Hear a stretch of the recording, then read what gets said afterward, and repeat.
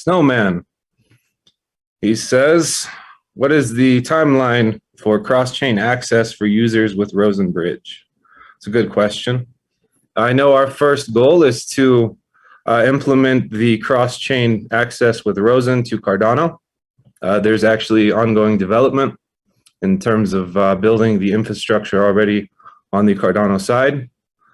Last I talked to MHS, he said 8 to 10 weeks. Now, I did give a video that you could probably find in this channel that goes over the actions of the grid or of the bridge.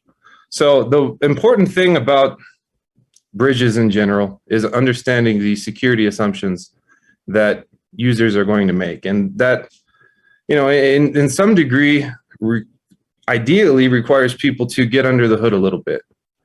You always have assumptions of control in decentralized systems. It's what they're built for. You know, we're trying to build systems that are not for people to control others, but to create trustless assumptions. And depending on how the actual network is set up, you have various assumptions that you need to kind of understand and make to realize that the security of that network is intact. Well, when you're building applications on top of blockchains, you kind of have these same assumptions that you need to make.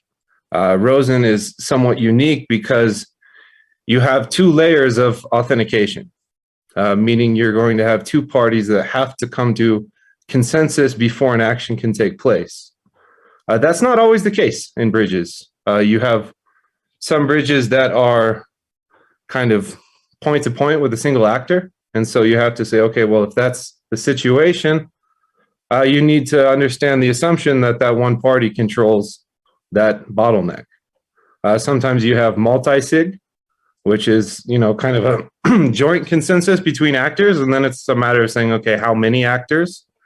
And is it, you know, an actual distributed signature, or is it one guy running, you know, 5 different implementations and making a signature? It could be the case in some, you know, bridges.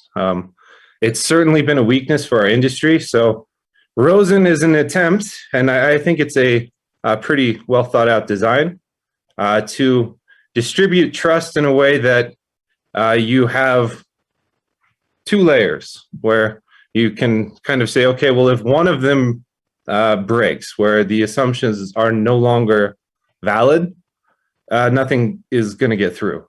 You have to break both layers of authentication. So that's exciting. It's somewhat technical, and I think that for the most part, the general user doesn't really care.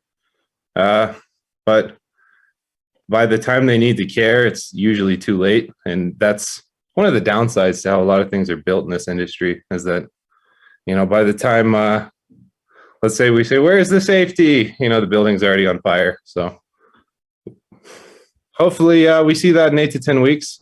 I do know that there's going to be a token with Rosen, and there's going to be staking and slashing for both the Guardians and the Watchers. That's not something I really got into in that video because I wanted to try to create a basic understanding of the framework. But when you get into the actual staking and slashing mechanisms, you get into the game theory of getting into why this design kind of makes sense. And I would like to cover that more before it comes out. That way users, you know, that want to participate, you know, I imagine once we have our initial launch, we'll have a set of watchers.